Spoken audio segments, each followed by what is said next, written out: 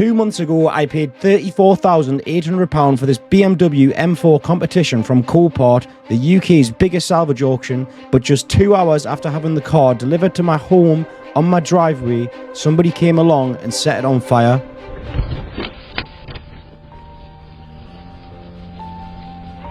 This is insane. Don't please get in the house. There's a guy here. Don't get in the house. Get in the house! Leave the house! And this is what I was left with.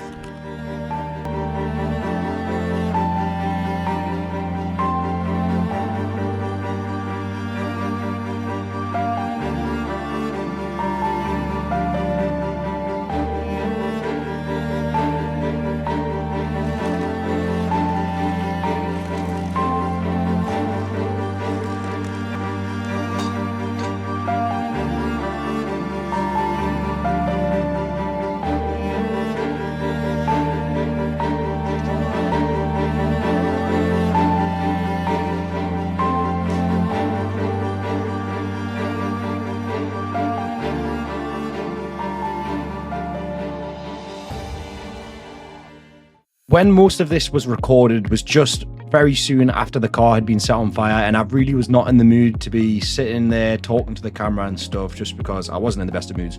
So a lot of this video is going to be me talking over clips of just what I'm doing, so I thought I'd get that out of the way first. And if you want to know more about the car and me and the story of just what happened, it's all explained in my previous videos, so you can go back and watch those.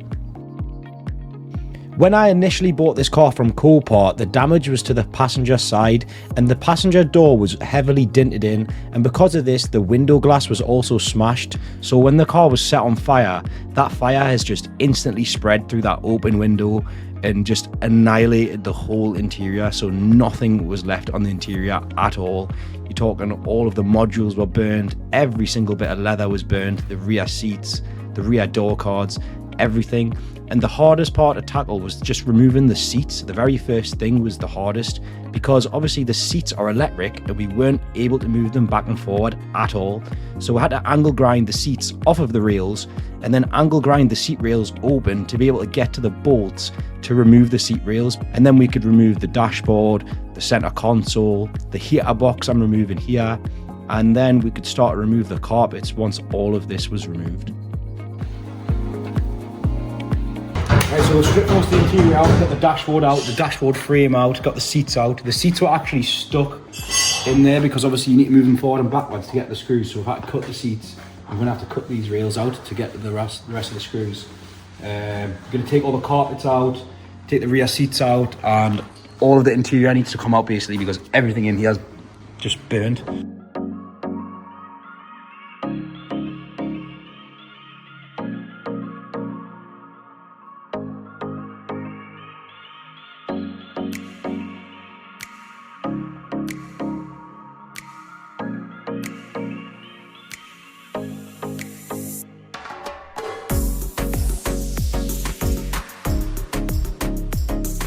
Once we removed the carpets, I noticed in the back of the car there was massive puddles of water from where the fire brigade had put out the fire. So obviously all this water is just puddled in the back of the car, and I tried to catch it in this bucket when I released the drain plug, but we just failed miserably and it went all over the floor.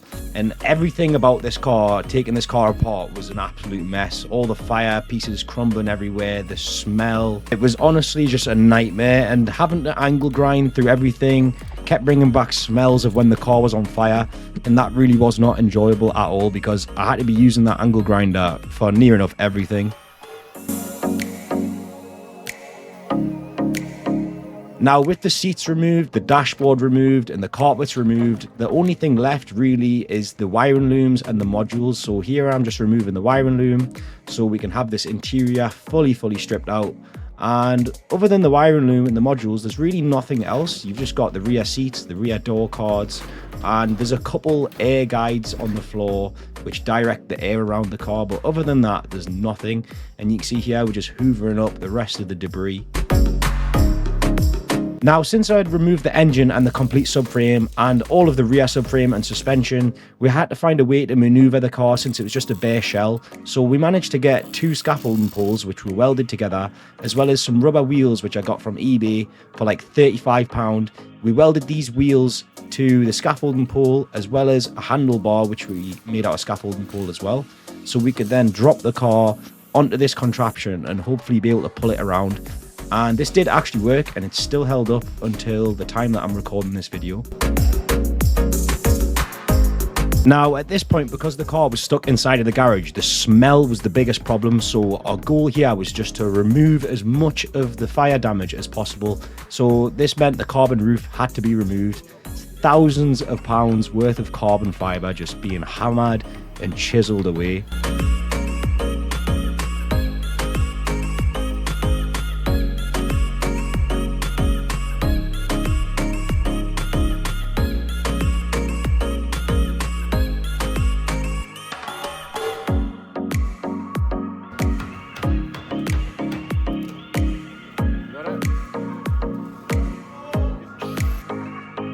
One thing that really soaked up a lot of the bad smell was the foam sound deadening pieces which they put in between the panels on the car to stop the road noise and stuff. You can see me removing one of them here. Now, with absolutely every part stripped from the car, you might think that's all of the fire damage removed, engine removed, interiors fully stripped, that must be it. No, there's still more. The complete strut tower and chassis leg assembly on the G82 M4 is made completely out of aluminium. You can see it here on the diagram labelled number 1. Now, this is a problem because aluminium has a much lower melting point than steel, and because of this, this complete section had started to melt, aluminium only being around 600 degrees Celsius melting point, whereas steel is almost 1,300 degrees. That's over double. When I first seen this damage was when we removed the engine, and when I noticed this, I really started to scratch my head for a second because I thought, this is impossible to repair. You can't repair that. The chassis legs melted, the strut towers melted, and I've never changed structural panels before, so I really thought this was not going to be possible anymore. But I got to thinking, everybody starts somewhere, and I have the knowledge and skills from everyone around me now to be able to get it done, and I quickly realised these aluminium sections can actually be replaced. So we got to work straight away, drilling out all of the spot welds which hold the panels together and chiseling between the panels to break them away from each other. You can see here how much of the strut tower was left, not very much at all. It had practically all melted away, so removing this was quite easy. BMW also used these special screws to hold together the panels where aluminium meets steel. Since aluminium cannot be welded to steel, aluminium can only be welded to aluminium, and steel can only be welded to steel. So they use screws and sometimes rivets to hold these panels to one another, since they can't be welded together. Since we didn't have the special shaped tool to remove them, we cut a slit in the head of the screws and use a flathead screwdriver just to simply unscrew the bolts.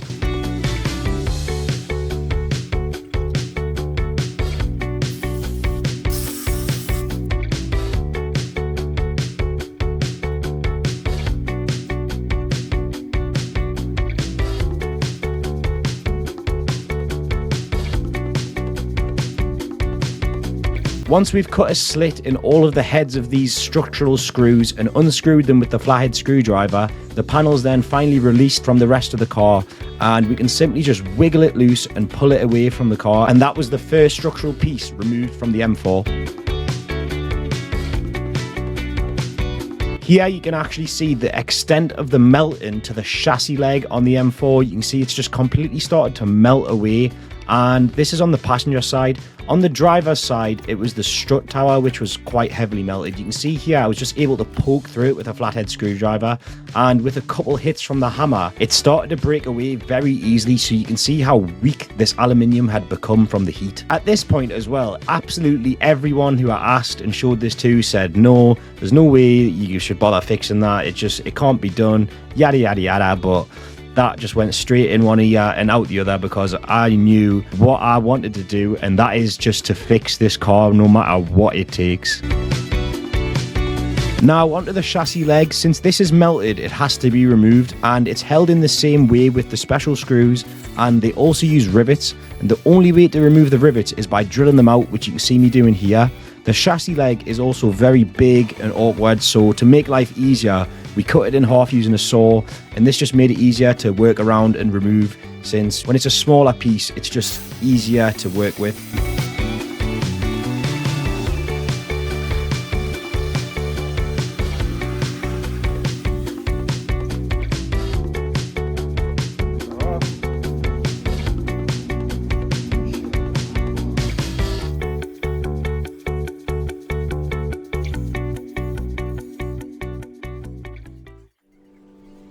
So more cutting, more drilling, and more screwing to be able to get these special screws removed, and here you can see what they actually look like.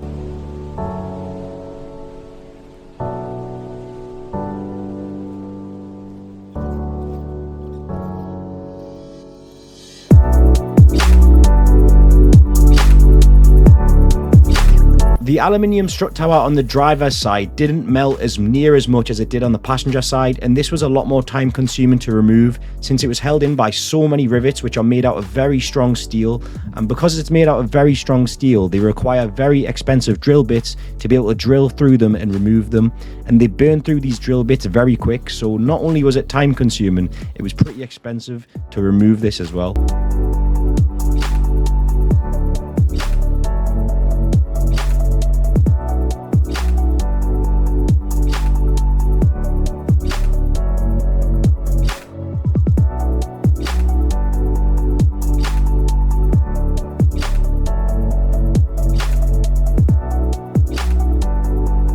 With all of the rivets removed, we have to hammer and chisel between the two panels, and you can see how loose it actually becomes. And with a few taps from the hammer and a bit of a wiggle, it just comes straight out.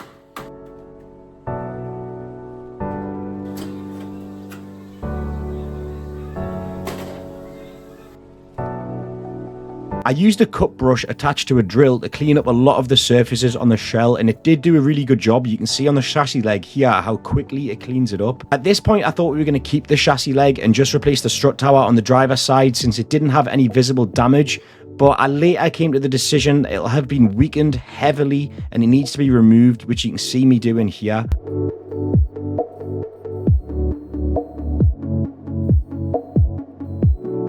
There were two rivets on each chassis leg which were really awkward to reach, so I had to use a Dremel to grind through those.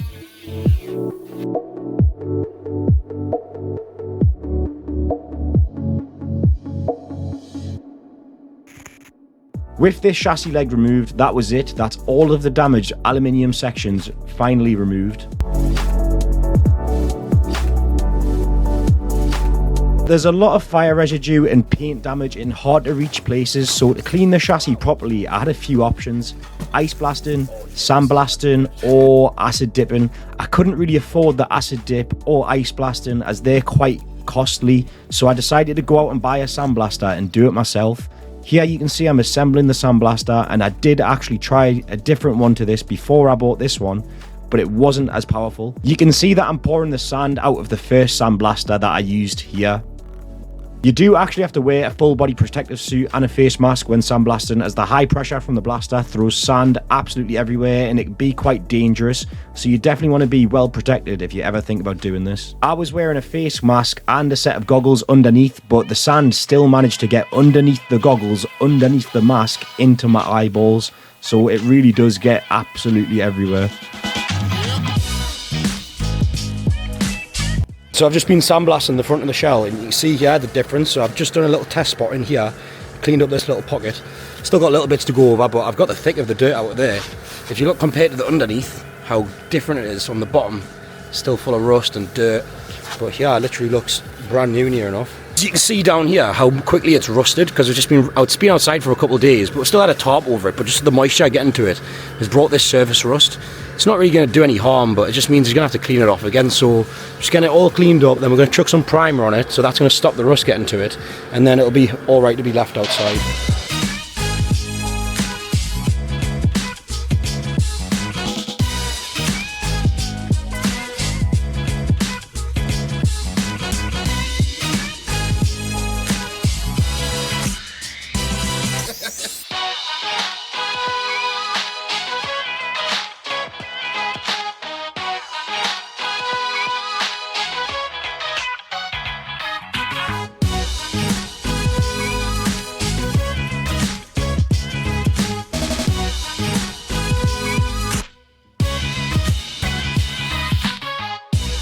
Now we can use some pressurized air to blow away all of the leftover sand, ready to be given a first coat with some red oxide primer.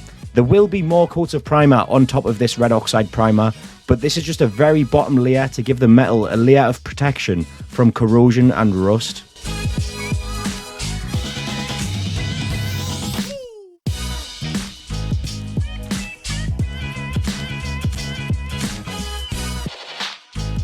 So what we're doing here is just going over all of the sandblasted areas, giving it a few coats to get good coverage. This will be repeated on the rest of the car in all of the necessary areas once they have been sandblasted.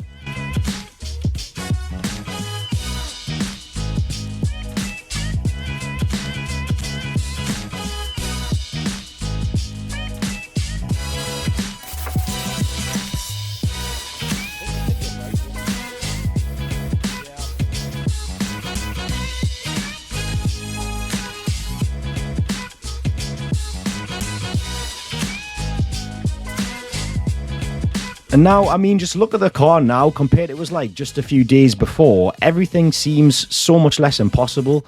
At first, rebuilding this car really did feel impossible. Everyone was telling me that I shouldn't do it and it can't be done.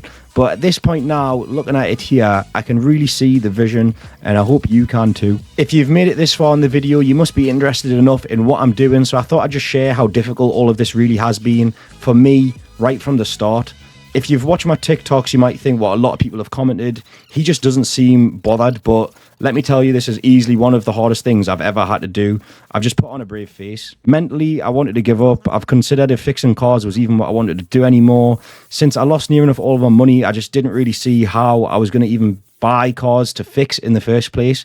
But I've had so much support from the people around me, as well as you guys, just random people watching my videos, which has really helped me and motivated me to do this. Hopefully this can be a bit of motivation for at least someone somewhere, just to simply never give up. And don't let other people get in the way of what you want to do, no matter how hard they try to bring you down, no matter what life throws at you, no matter how impossible it might seem. Because when I first decided I was going to fix this car, I didn't really believe myself. I didn't think it actually was possible, but now I've realized it really is. So I've bought this structural piece from a BMW i4 because obviously I need this part of the chassis and the chassis leg here, where all the panels are joined. They're joined with seam sealer, and they're also joined with all of these rivets that you can see here. So I need to sand all of the seam sealer from all the panels and then get all of these rivets out. So here you can see I'm grinding away all of the seam sealer, which reveals the special screws, and then I can cut a slit in each head of the screw to be able to unscrew them with the screwdriver, just like I did on the panels on the car.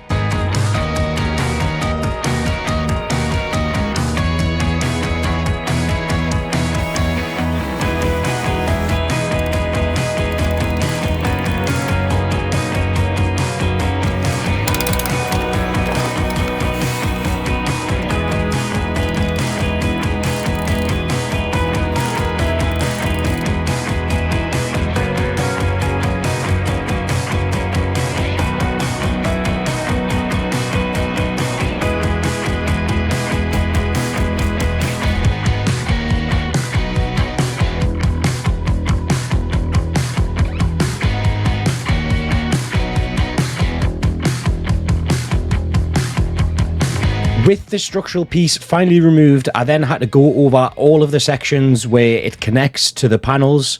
So cleaning up all of the glue, all of the seam sealer, and a bit of the paint, just to prepare all of the surfaces for when I need to glue and rivet it to the car.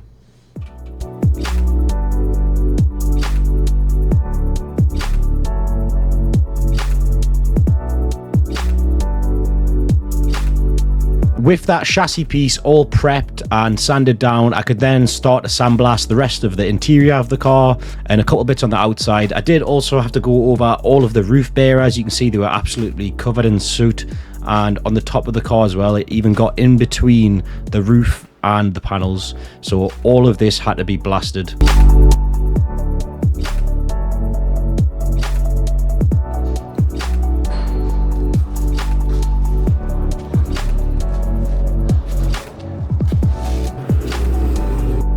You can see it did all clean up actually really well. It got all the dirt out of all the little nooks and crannies that I wasn't able to reach with the cut brush, but it did make a massive mess. The sand was absolutely everywhere in all the crevices and everything. So what I had to do was go back through with an air line and a hoover and just hoover it all up and blow all the air out of all the crevices, and hoover it up again and blow the air out again and hoover it up again until there's not much sand left. I did also give all of the flooring a scrub with some elbow grease just to get all of the dirt away, and then we could start to primer the outside again.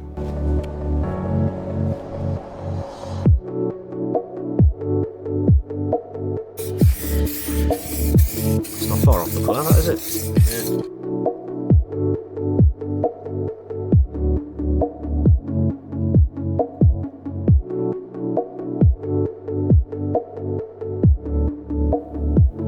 Now what I'm doing here is just giving a light first skim coat on the red oxide primer on all of the areas which are exposed to the outside elements. So all of the outside panels have a coat of red oxide, and then we can go over with another couple of layers, and then finally the high build primer can go on top of this. And on the inside it was just high build primer, no red oxide, because obviously the inside isn't exposed to the outside elements. I did also have to paint the inside of these brackets as well, so I just painted the insides on the floor, then I could bolt them onto the car and paint them again once they're on the car.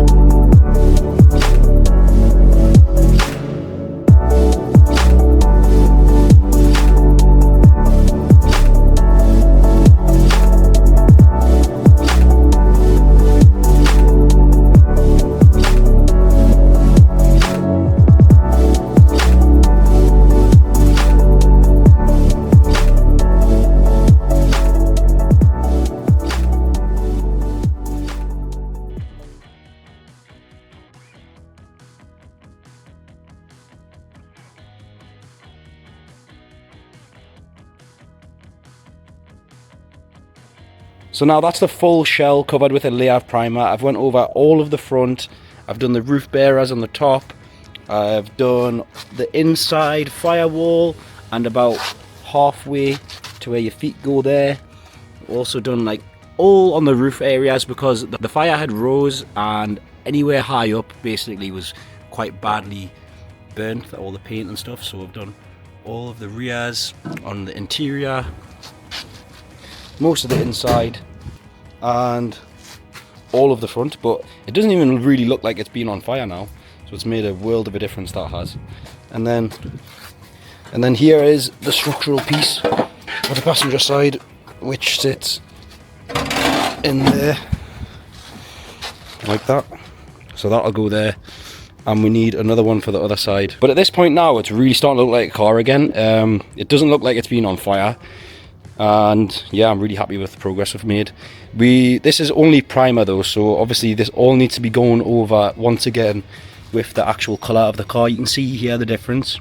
That's the original colour and that's the primer, so they're actually really similar. This car is quite a similar colour to primer, but yeah, we need to go over all this in the proper colour. And I've also given the inside a scrub out and a bit of a clean, and it's come up quite well. Done the inside of the boot as well. So at the time of recording this, that is as far as I've got with the M4. It's all into primer and now it just needs a layer of paint. But here you can see the engine, which was removed from the car. The gearbox wasn't really affected at all, but you can see on the top of the engine it's quite heavily melted because you've got the engine cover which sits up there, so that melted onto it. And there's just so many plastic pieces up there, like the charge cooler, the inlet manifold, so all of those are just melted together, and breaking all of this away was a bit of a nightmare. But I wanted to just get this out of the way because it's quite a messy job.